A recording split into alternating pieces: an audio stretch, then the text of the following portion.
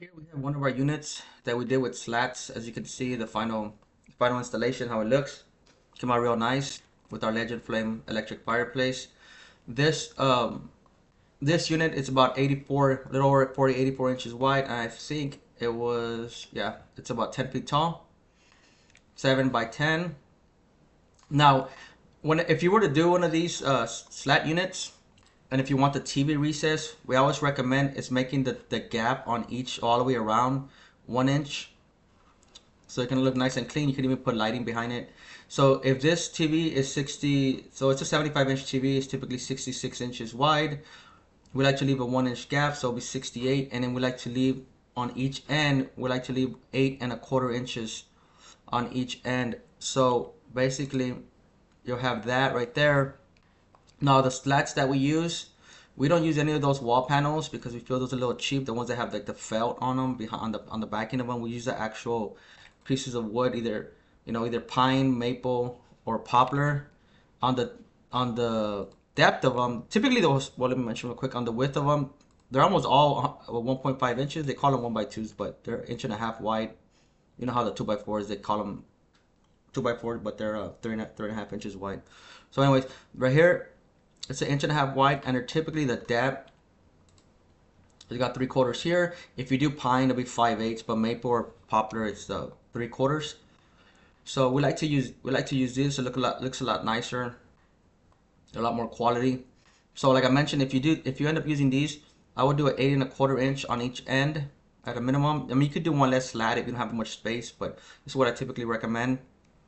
And then the reason it's 8¼ is because each one is 1.5 inches wide. So 4 times 1.5 is 6 inches, and then we like to have 3/4 inch spacing.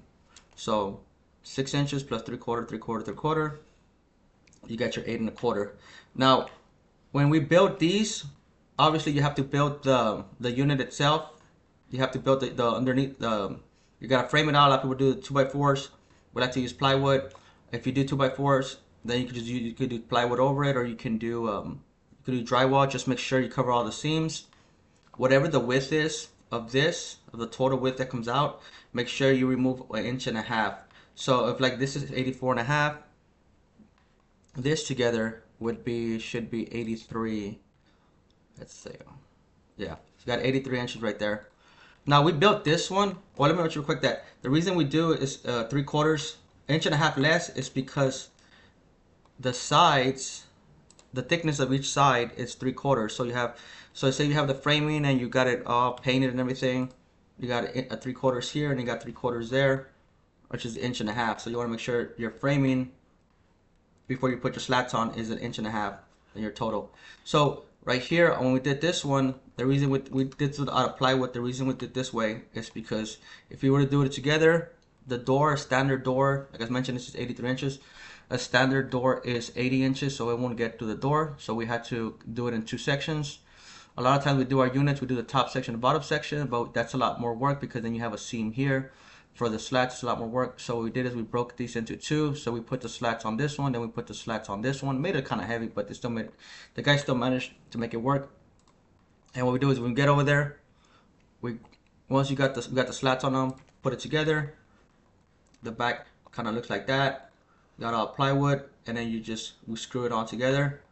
Put some 2x4s, put it against the wall, and then put our top trim and our base trim.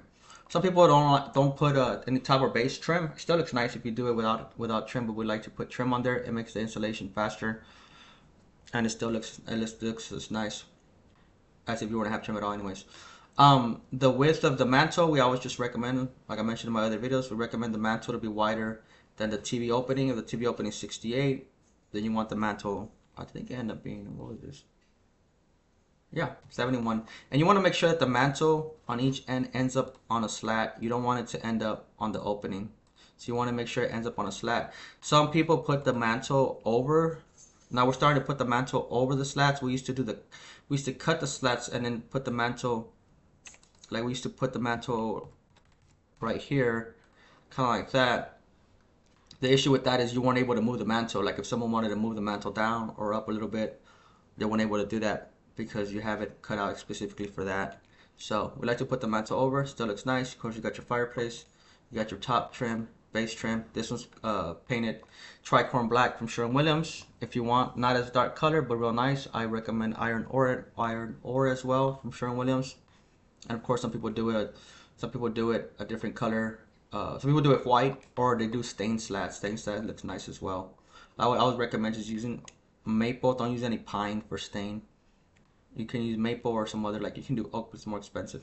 But I recommend maple if you were to do that. So, short video kind of gives you an idea of what we do with these units. Like I said, if you're gonna do one of these, you want to make sure that your finish is all nice, painted, got all the seams covered, and then you put your slats over. And then just remember that the total width of this with the slats, this is gonna be 1.5 inches less. So take that into account.